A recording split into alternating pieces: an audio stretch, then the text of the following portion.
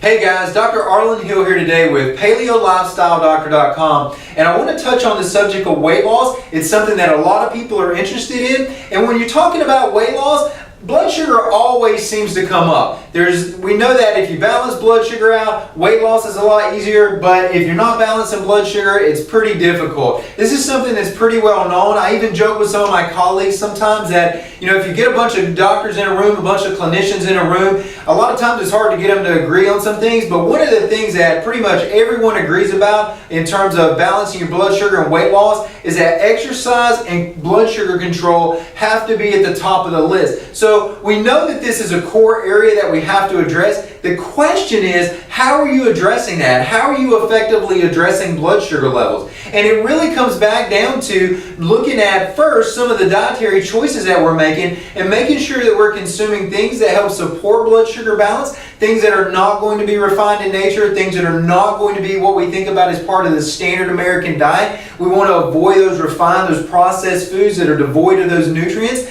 But then the other part of it also comes into play of looking at the nutrient status.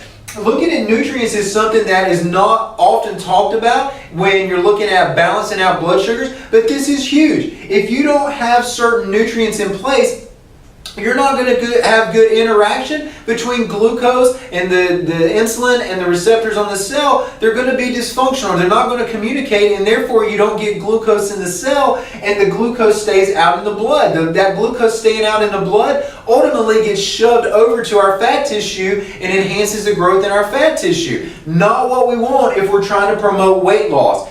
We also know that certain nutrients are needed to help us make insulin. If we can't make insulin, again, we can't get glucose into the cells where it needs to go. And if we can't do that, we're promoting fat gain. Again, not part of the weight loss process. So guys, when you take a look at glucose and you're talking about weight loss and balancing out blood sugars, you want to look at this with a scrutinizing eyes. You want to look well beyond what we talk about with just taking the carbohydrates out of your diet or just making some radical changes for a short period of time. That's not serious weight loss. We want to take a very long-term stance on this, and we want to look at losing weight over the long term, getting your body in a position where weight loss is a consistent thing for you. It's not something that you have to do for a short period of time to try to make a certain look for a certain event. It's a lifestyle, and this is the first thing that we want to focus on, getting blood sugar under control, but looking at all the factors that influence blood sugar like nutrients and inflammation, the whole picture, guys.